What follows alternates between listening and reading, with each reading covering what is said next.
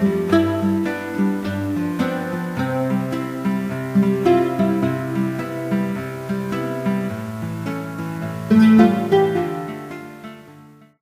reason that I have changed my name to Morgan is that I had a very strange and unhappy growing up, and I hated the name Ruth. It was always Ruth Ann. It always seemed like they were talking to someone else. I never associated myself with the name Ruth, and never have and never will. But when I got my first Morris Minor, and I was around 19 or 20, I really wanted a Morgan, but I ended up with a Morris Minor. And there was kind of a joke about the Morgan and the Morgan's motor oil and stuff. And I thought, yeah, that fits. And so I just changed my name to Morgan, and I refused to speak to anyone who wouldn't address me as Morgan, including Sheila's 4 or 5 children that she had by then. She claims that I paid them 10 cents each time that they would call me Morgan, and that's how I trained them, because I know it's really, really hard for your own siblings to think of you as Morgan, but you know, I'm almost 80 years of age, and no one ever uses the term Ruth around me now. And people that I have only met since I changed my name are always astounded that my name was Ruth. Such a, I hope there's no Ruths sitting here. That I think what I'll do is just start from my being raised on Woodson Road, one of the Scott girls. There was 4 girls. Maureen, my sister, has since passed away. Myself, christened Catherine, Ruth Ann, Scott, and my 3rd sister, Grace, now lives in Vancouver as Grace Moreau, and then Sheila, of course, as Sheila John now. I'll just give you some background on my father and my mother, who came here from Ireland in 1930. And you'll see our home and the heritage structures. This is the original book, not necessarily a correct report on us, but the house was very interesting. It was a arts and craft style house, and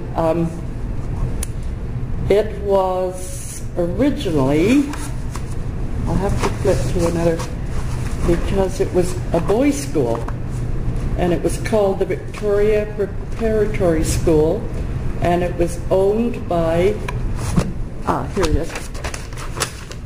It was Sparks. Oh yeah, Sparks, and locally it was known as the Sparks School for Boys, but its correct name to start with, under Mr. Sparks, a Brit who came out here as an educator, was the Victoria Preparatory School. And he at some point changed the name to St. Aidan's School, which again was an English name. There was a St. Aidan's School in the area in which he was born, so he called it St. Aidan's. And he continued there in a private school. It was very, very large, and you can't see from the back that there was outbuildings. And I'm sure that was either the schoolrooms or where the boys slept. I think there was 10 or 12 of them. And he moved the whole school over to Esquimalt and continued from there. My mother and father came in 1931 to the island.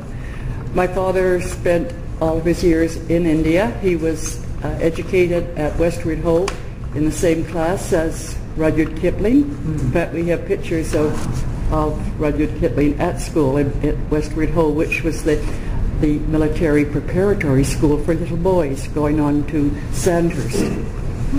So when he graduated from Sandhurst, that's the military school, that was 1895, and he was a tremendous runner and was chosen to run in the international games, which of course became the Olympics in 1896, but prior to that it was called the International Games.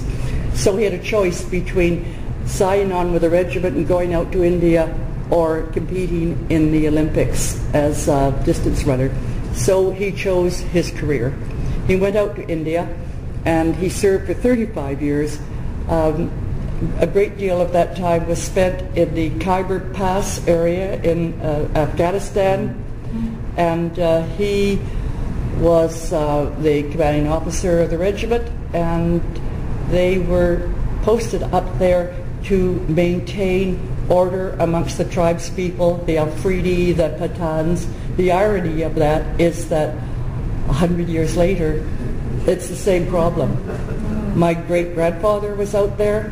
He was knighted for the Battle of Sitabaldi, again, tried to keep the trade routes open through Afghanistan. It was a tremendously important trade route for the English to bring through those supplies in from Asia, the tea of China, not having to go all the way around the I don't think you could even get through the Suez Canal wasn't open, so that would mean tremendous sea journey to bring your supplies in. So it was crucial.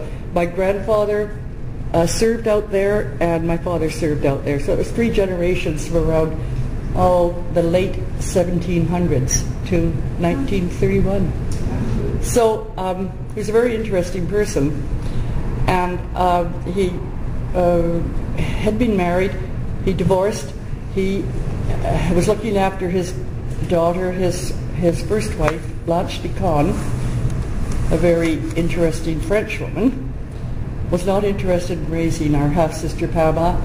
My father advertised in the Irish Times for a companion when he came back from India, retired now, and a very beautiful woman came up from a village in Tipperary, Ballingarry area of Tipperary, and it turns out that was my mother, and that educated that beautiful young Irish woman to be a companion for my half-sister Pamela.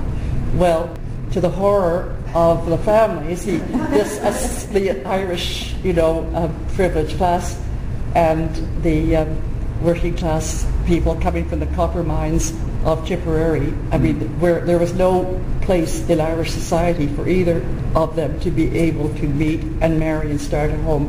My mother was Roman Catholic, my father was Protestant. It's simply, there was no place in the Irish structure for either of them. Fortunately, when my father was out in India, he heard a great deal about this amazing place, Vancouver Island. There was a realtor out there selling the idea of retired army people coming out here. The pension, the Indian pension would be, you could maintain a style here that would be similar to the style you lived in India, which would be with staff, with governesses, with children. The exchange rate was $5 Canadian dollars to English pound. So in the Depression of 1930, he would have an income of $500 a month plus the investments and so on. So they could live quite grandly. And oddly enough, he and my mother, although my mother was a raging alcoholic, a renowned and very interesting character throughout the community, he remained devoted to her his whole life and never raised his voice to her. Did he ever say an unkind word about his mother? We had code words for my mom being drunk. My father would say, "Your mother has the flu. Would you get her a cup of tea?" You could never deal with the reality of, "Dad, she's drunk." Anyways, it wasn't particularly a happy childhood. Everyone has an ideal concept of what a mother should be. She was an amazing Irish woman with the ability to tell extraordinary stories. She could quote English poetry, Irish poetry continually. She could sing the Irish songs, which she'd had a few. She could go to a movie and come home, and we could hardly wait to get the teapot going. She'd come in on that last bus, the Wilkinson Road, at 10:30, with her hat on, not even taking her coat off, and we're all waiting in a sort of big farm kitchen for her to come in, and she would do the whole play for us, moving around the room and taking the voices. I mean, she was absolutely entrancing from that point of view. She was a fascinating person, and you can see why my father never tired of her. She sort of caught on to the the privileged way of doing things, being able to serve very large teas, 18 at the table. Everything was very grand when we had plenty of money. What happened through the years, of course, is that the pound crashed against the, in the end. Our family were actually impoverished by about 1948. The 36 Persian rugs had gone out the door for sale. Most of the Louis XIV furniture in the drawing room was gone.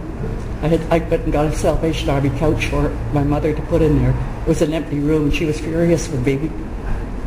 Salvation Army couch. I'd rather have an empty room. Kind of a strange upbringing, but interesting. Going back a little bit, our father worked very, very hard. He was about 60 when Maureen was born, maybe 59, 60 when I was born, 61, 62. He had a little girl every year, 4 years in a row. And then our brother Terence was born when he was around 68. But that would not be unusual for us, because there were many people, imperialists as they were called, in John Bosher's book. He calls us the imperialists of Vancouver Island. Many people had served out in China or in the colonies for the empire, or out in India. They married after they retired. They came out here. They often married much younger wives, so we were accustomed to very elderly fathers that people socialized back and forth. So we didn't think it was too odd. And also, our father's expectation in having all those children was that there was plenty of money. And we had upstairs, we had an afternoon maid and a morning maid, and Mrs. Hodgson's from she lived up on Hastings Street, I think. Myrna's mom, Myra Hodgson's mom. She was our housekeeper. And we also had two governesses, Miss Grant and Miss Ladman, and we had a schoolroom at the back. So in the morning, after we'd eaten, we would go down to the schoolroom and have lessons down there. And you could see our father, we might see him at 6 or 7 o'clock at night, but he didn't interact very much with us. But he was a huge influence on our lives. He was extremely interesting to talk to. Not a great deal of fun, because he had no experience really in how to interact with little children, and never had, because he at 5 went to military school. That's what the age. Imagine putting a little 5-year-old on the boat across the Irish Sea to go to Westward Ho, where Blackie and the headmaster, the famous headmaster of Westward Ho, would beat the little boys with sticks, and they would have to go strip down naked in the mornings and race down the beach into the Bristol, into the bay, and swim there in the icy cold, brutal existence. And then they would come home, of course, Christmas time and so on. So he never had a life, and he didn't imagine really that our life would be much different. We were to be shipped off to St. Anne's Academy when I was in at 5, and didn't come home till I was 11, except when I was expelled. And then Maureen never got expelled, my prissy older sister, God rest her soul. But I was in and out of the academy like a jack-in-the-box, going to Royal Oak, and then Miss couldn't tolerate me, and I would Dad and Mother would go and see Mother Superior and negotiate to get me back in. So I have very little memory of Royal Oak, except that Mrs. seemed to dislike me intensely. Maybe she didn't. Maybe you all felt the same. I thought it was me. Eh? You belong to an exclusive club. Do I? You mean she liked the rest of you? Yeah. So then I don't think I was ever particularly naughty. It would be for things like smoking or using a swear word or something. I really think that, looking back on it, what was it that I did that was so dreadful that I should be removed, and off I'd go back to St. Anne's again. until the nuns there decided they'd had enough of me, because they had spotted me talking to a boy across the fence who was going up to St. Louis, someone I knew, you know, and that would be considered totally out of order, and our parents would be called into my superior, and then we'd have a discussion. So it wasn't a very good upbringing for me, not a very happy upbringing, but it was extremely interesting. And when we get together, my sisters and I, we laugh and laugh and laugh, because it was really so eccentric. And you couldn't say you felt sorry for us. It was just amazing, the people that we met, the people that came to the house, the contacts my father made as well. I was always interested in politics, even as a child, when he and Major Jukes lived out at Brentwood, near Brentwood, Mount Newton Crossroad. Major Jukes and my father founded the social credit movement on Vancouver Island. And I used to hide. We had quite a large dining room table, and I put a basket under the table, and I would hide there in the basket so that I could hear the discussions as at Sylvia Piddington, Major Piddington's daughter. Sylvia would be one of the older girls. She was the executive assistant, wink, wink, nod, nod, to Major Jukes. And of course I found this all fascinating, so I would hide in this basket and listen to the strategizing of establishing the Social Credit Party on Vancouver Island. And as well, when Dad went off to Van Trite's farm, the older, I guess the old, he would be 125 now, the Van Trite that I remember. I would hide in the back of Dad's Buick. He had a very grand dark green Buick, large wheels, or large running boards. It was grand. I would hide in the back so that I could hear he and Van Trite planning the strategy around forming the Saanich Bulb Growers Association. So, because in the end I became a politician, and I'm quite an experienced community organizer. I've founded many organizations within the community of Campbell River, where I've lived for 48 years. So obviously I was being suppressed in one way, and another way I learned so much from that childhood and the weirdness of it, and I didn't have great expectations for myself, because when you're expelled and you don't have a chance to graduate from high school, your own feelings about yourself are very negative. So that fortunately, through my long life, I've had connections and chances which have given me a great deal of confidence to achieve things, but it was a long haul for me. So, have I covered my, yeah, I think I've covered the growing up. Morgan, what years were you here actually at the school? Well, you see my picture once. Yes.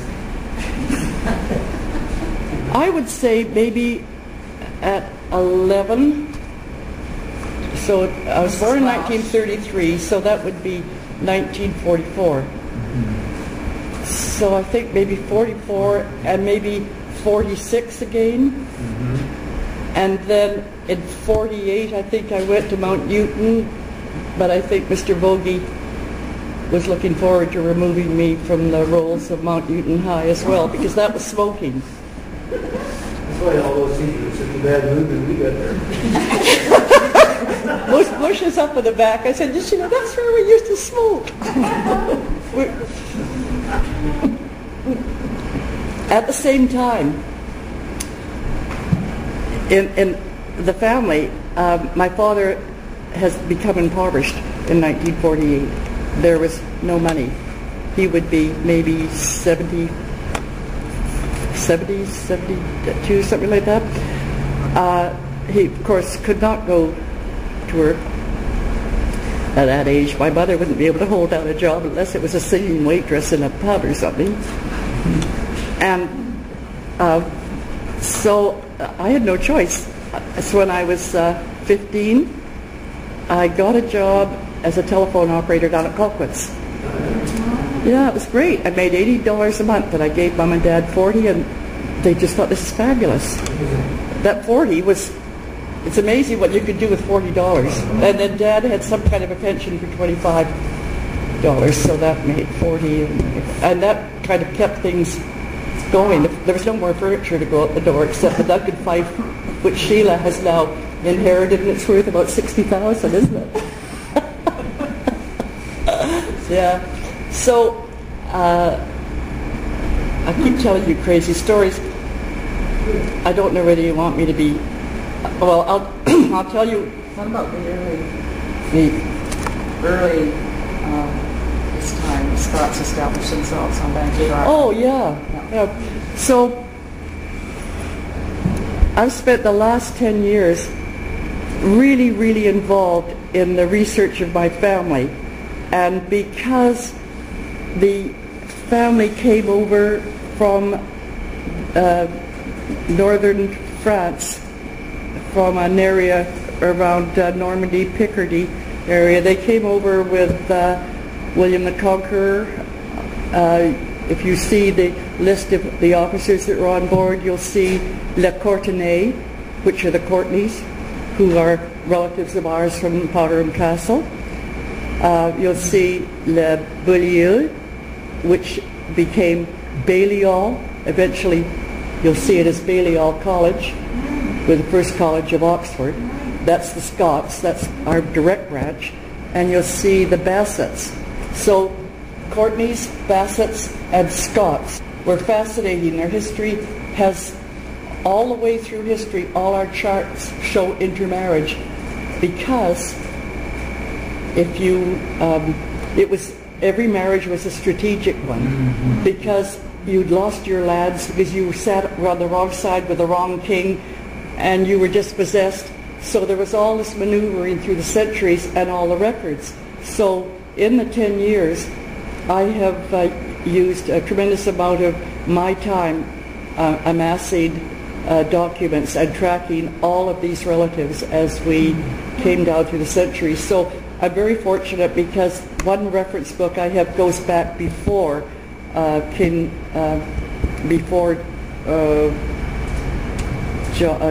I of Scotland, who was our direct grandfather, about 20 times removed. But we go back even a little earlier than that. In the material I've got, this really has been an interesting task for me. I thought you might be interested in a couple. Our history here on the island dates directly to Captain Courtney, who arrived. He was a commander of the ship HMS Constant.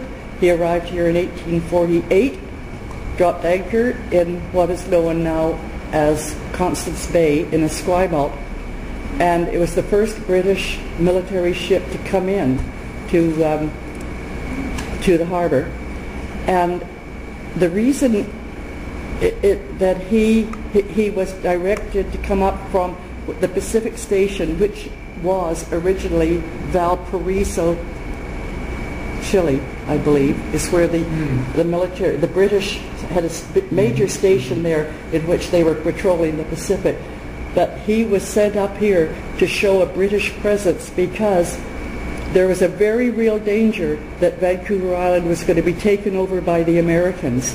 It was either going to be the Americans or the Russians. They were both looking at the opportunity to get control of the Esquimalt harbor, because strategically it was the ideal place from which to control the trade routes and to launch attacks. So that was his reason to be here. He stayed for about 6 weeks. Some of the history shows he went as far as Campbell River, but his journals show that he didn't. He was in the smaller gunboats that they would drop down. Was 1848.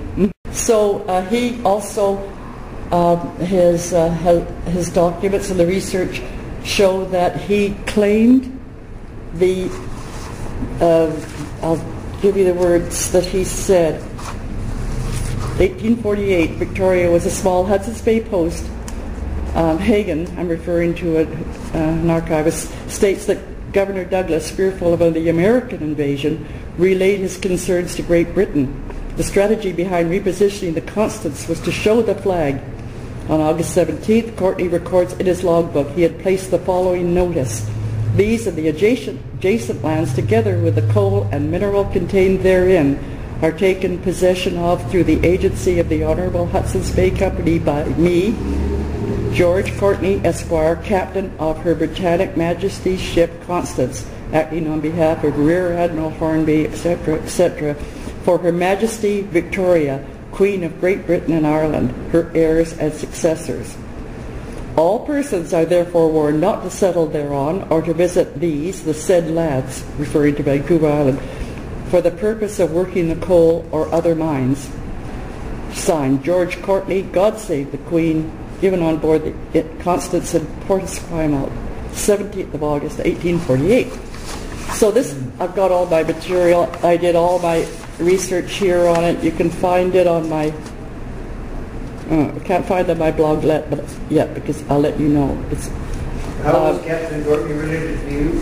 So Captain Courtney, through marriage, Captain Courtney, through marriage, through 1,000 years, but the most recent connections were that our great-grandmother, 3 times removed, was born in Courtney Castle, Lady Eleanor Courtney. She was the youngest daughter of Sir William Courtney, who was the Earl of Devon. And then, since then, we are members of the Courtney Society by virtue of that connection. And the Earl of Devon and his wife came out to Vancouver Island, and they spent about 10 days exploring the area about 2 years ago. We have gone back and forth to Powderham.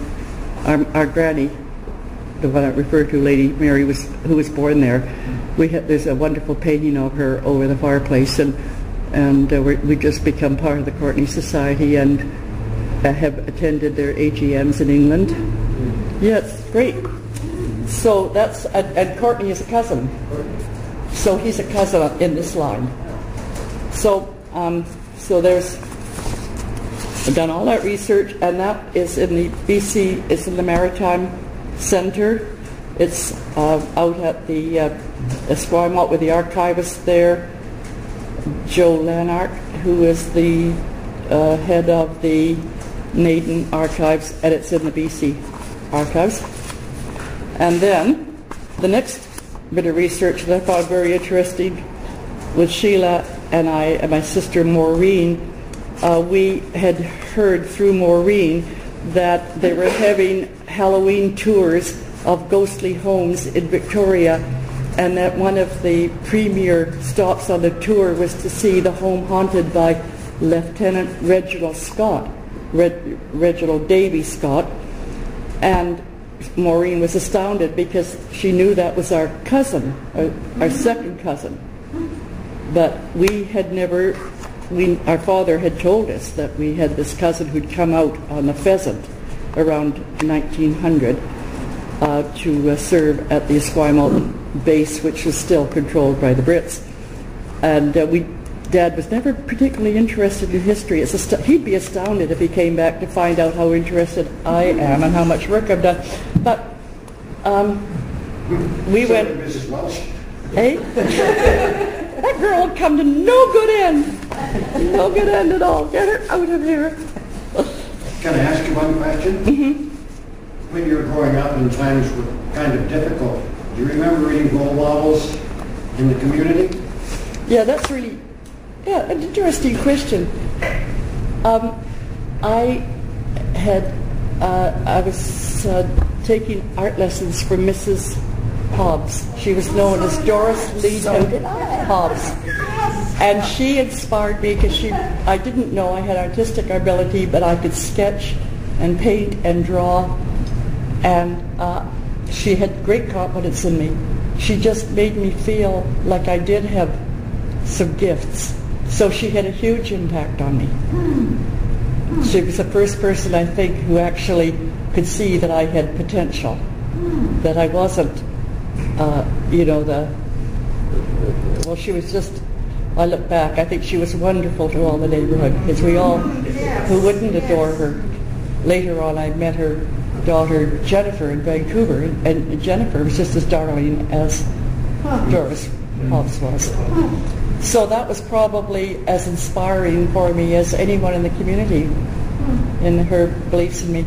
And also she introduced us to the culture of Catherine Maltwood, who was an extraordinary person with her collections that she had put together here at the museum. But when we were in Ireland a couple of years ago, an Irish friend had a book there, and on the front cover was Catherine Maltwood's picture.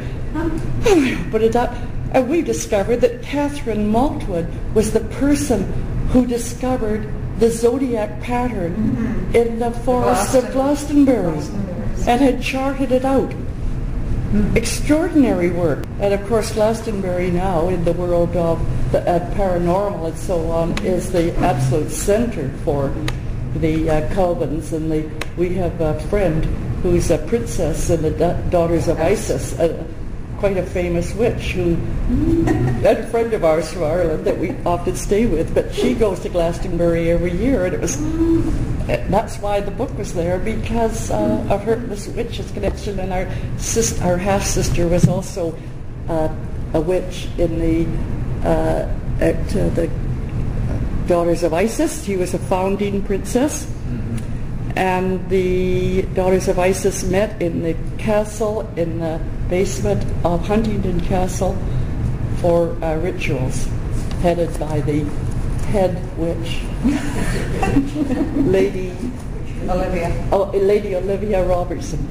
We used to go to we spent a lot of time in Ireland, by the way. You might have noticed by the way we behaved. But we never missed a gathering of the witches in Ireland, I can tell you. It was great fun. It's usually around the solstice. Yeah, actually we found them that they had a profound appreciation for the elements, for the environment, for the sun, for the moon, for the weather, for the food, the harvest. They were very connected. They're just very unusual people, but profoundly caring and loving, and we always had a good time with them. Staying on a positive note, and as we're here in the old schoolhouse, come up with one teacher that made an impression on you. Can you? You know, I can't, because I think the whole experience was so painful for me that I would almost have to go into treatment to get them. Was there a Mr. Kirby? I don't know. Kilby? Kilby? There seemed to be a nice man at one point. You wouldn't be the first person to not be able to. Yeah, no, I can't. No. Actually, I realize now that I was gifted in a way, but I didn't understand that at all until I took a test, and it showed when I was around 40 that I was attention deficit disorder quite severely, and also that I was marginally dyslexic. And so when that cleared an awful lot of stuff away for me to understand my behaviors and so on, and my endless energy and enthusiasm and determination. I mean, you see ADD as something that you hope you never have, but if you do have it, it's a gift. You can end up your life destroyed because of it, or fortunately because of people that have had some influence on or built your confidence. It can be used in remarkable ways, because most people that I mix with, 80, 82, 83, that age group, most of them are just, I could run circles around them with the energy levels that have been gifted to me, and I intend to use for the next, well, my doctor says I'll probably live to be at least, I'll have another 30 years. I said, that's my goal in life, was to outlive you. He says, you're going to. There's no question about it. But that wouldn't be odd, because some of my aunties were very long-lived, and they may have had the same disorder as me. I was going to get back to the ghost that haunted Commodore House that is visited every year by the Victoria Graveyard Society. Where is it? It's in Esquimalt, right at Black Rock, at the base. Okay. Yeah, and he was coming ashore off the HMS Pheasant. He was going up the slope at Black Rock to inspect the guard. This was his assignment. It was a windy night. It was raining. He had a great coat on, and as he came up the slope, the guard at the top of the hill saw him coming and called out the regular "Stop or halt or I'll shoot." He yelled it 3 times, and Reginald kept on walking up the slope. So he raised his gun, shot him through the shoulder. Once he fallen to the ground, the guard went down to see who it was, undid the greatcoat, and discovered it was a British officer that he'd shot. And he called for help. They carried him up and laid him on the deck of the Commodore House at Naden.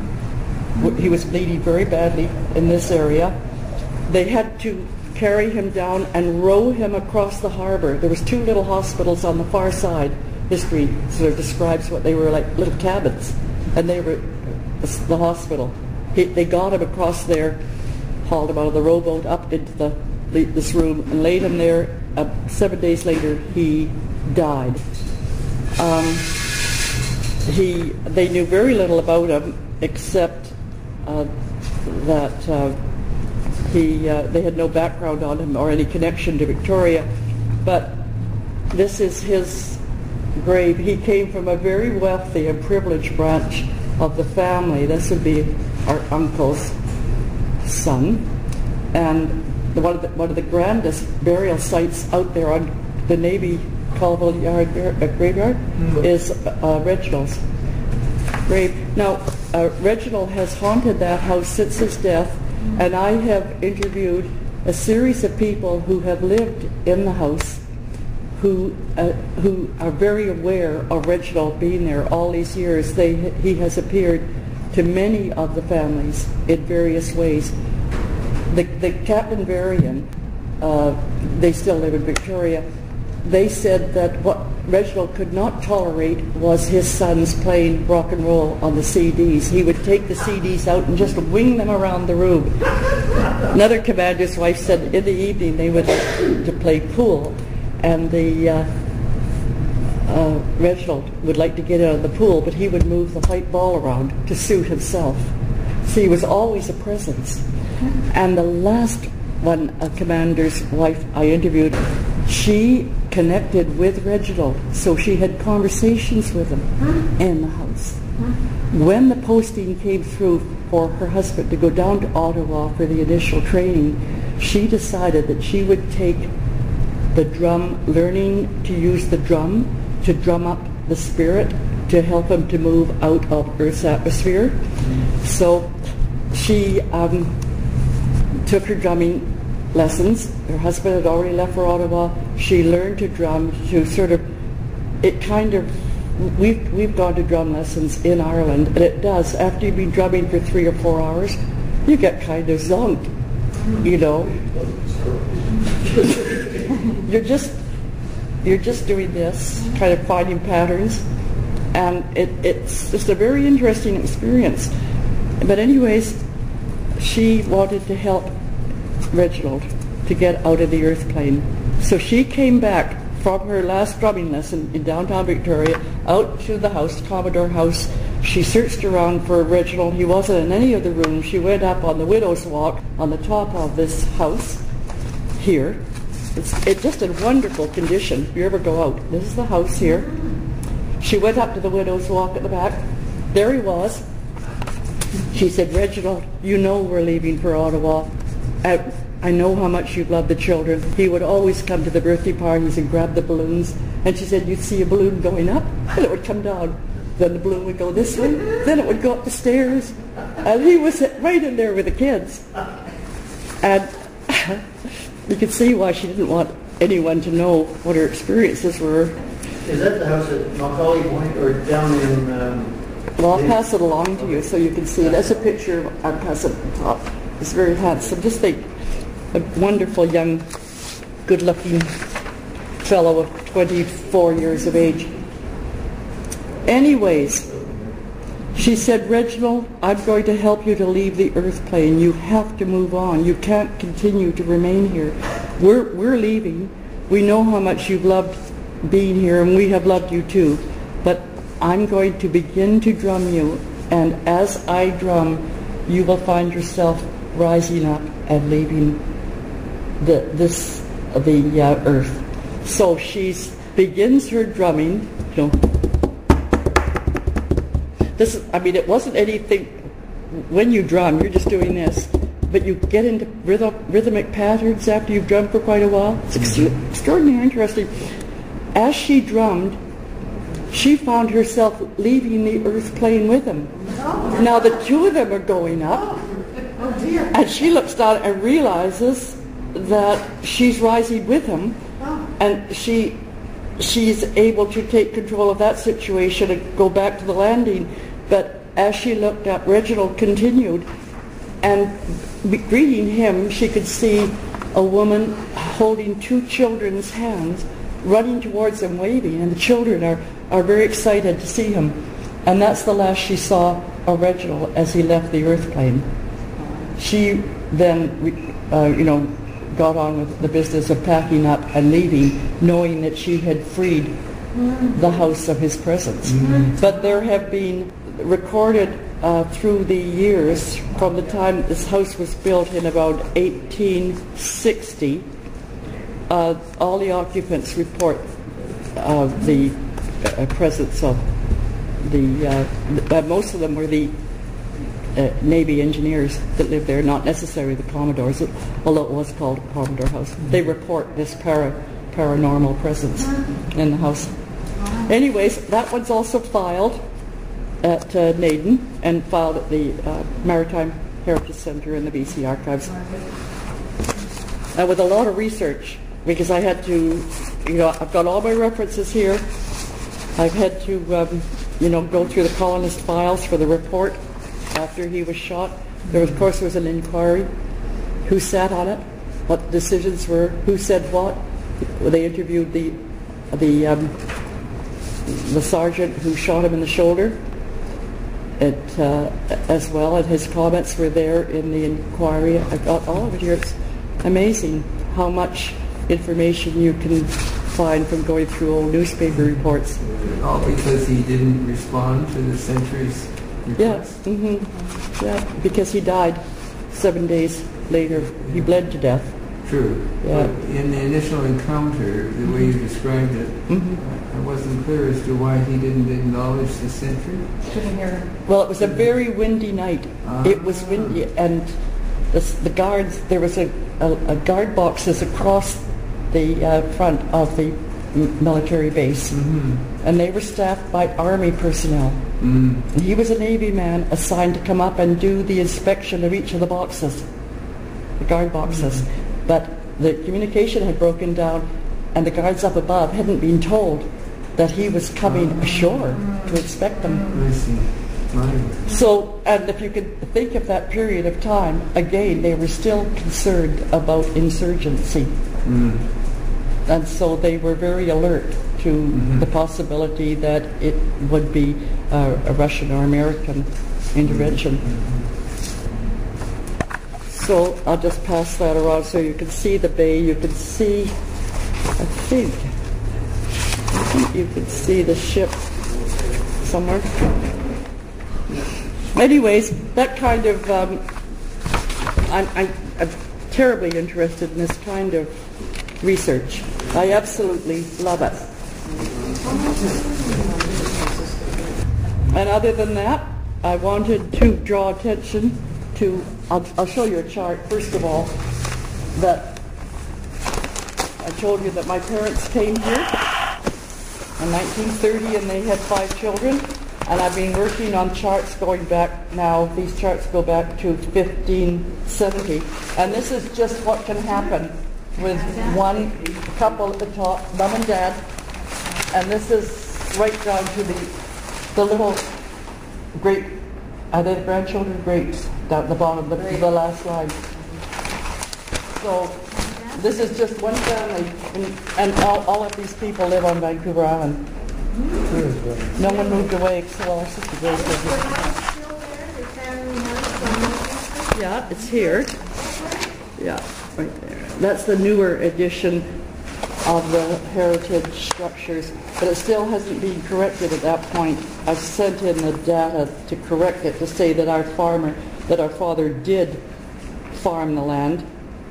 The Dutch bulb market collapsed during World War II. He grew commercial quantities of flower bulbs on the farm and then went on to form the Saanich Bulb Growers Association. In 1961, he was around 80, and he too old to keep that big property going. They sold it, and they bought Darrell Foster's house on Pipeline Road. Yeah. And Barbara had been my good friend at one of the years I was in school at Royal Oak. We still remain friends. Sometimes I stop at Nanaimo and visit with her, which is great. Yeah, and Darrell comes from an extraordinarily talented family as well. So, and the last thing I just wanted to draw your attention to, and this is really quite remarkable, I worked extensively for a period of time with John Bosher to help him to amass some of the people in the book. It's called The Imperialists of Vancouver Island. It's John Bosher. His father was the head of the experimental farm out at Saskatchewan. Wow. And he is a professor from Ottawa, was his last university. He's a history professor. He has amassed around 800 names of British imperialists. Those are people who came out who had served the empire in one way or the other. Not necessarily highly privileged people, but people who had made a contribution either through their service to to Great Britain or overseas, or in their presence here on Vancouver Island, what they contributed. It's an extraordinary book, and it constantly reminds you of where our culture comes from on the island. Courtney, Comox, Duncan, Shawnigan Lake, Victoria, Sydney, Royal Oak. The leaders that came into this community were generally from Great Britain. If you go through those early books, you'll see by the names, they were Brits. They were Irish, they were Scotch, and they have been in history totally neglected. In most reports you see of Canadian history, there is very little reference to Vancouver Island or the huge role that it played in maintaining the land in the name of the colony, or eventually in 1871, I guess, it became part of Canada. But even so, after that period, if you read the books, you'll see that there's very little reference. And our history on Vancouver Island is incredibly interesting, but totally neglected. It's like Eastern Canadians writing about Canada had a blind spot when it came to British Columbia. Maybe it was the name British Columbia. Maybe it seemed like it was a different land. And yet if it hadn't been for the type of people and the leadership that they showed in community, we might have been absorbed as Americans today. We might be just part of Oregon and a continuation up the coast up to Alaska, which of course would have been their intention when they were acting, in an aggressive way in the 1900s, early 1900s. So this is a trade-off to the southern end of the island to become Canadian, even though it was below the 49th parallel, and the trade-off was for some of the other land in the Gulf Islands. Yeah. Amazing. Yeah. You'll be astonished to go through the book and see the number of people in here that you will know in the community that are mentioned. Yeah, that are connected in some way. It's all your references are there. So if you've got, say, a reference, say Mrs. Meade Robbins or someone could be mentioned in here.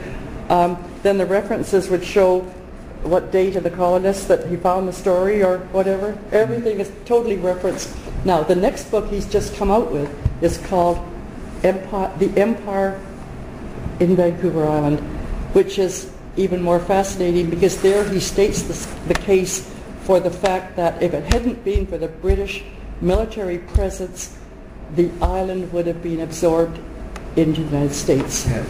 That they stopped it from happening by arming properly the military presence out at Esquimalt and patrolling the waters.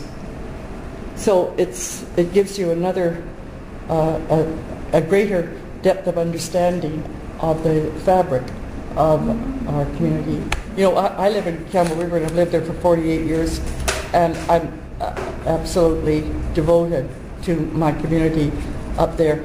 But if you look in our early phone books and so on, you would see that it was all Norwegian fishermen, or, you know, you look at the surnames and think, that's our, we're a mining, fishing, resource-based community. So we have a different social fabric, and it's really interesting how the differences that you can see in developing the community based on that. And we're really blessed on Vancouver, the lower part of Vancouver Island, for having this social structure and the order and the legal system and the respect for community, and just things, you know, like the Boy Scout movement. So many military officers that came out here got involved in the Boy Scout movement and helped to train young men and lead these wonderful experiences of those years in the Boy Scout movement. That it was all part of setting up community and getting some order. So.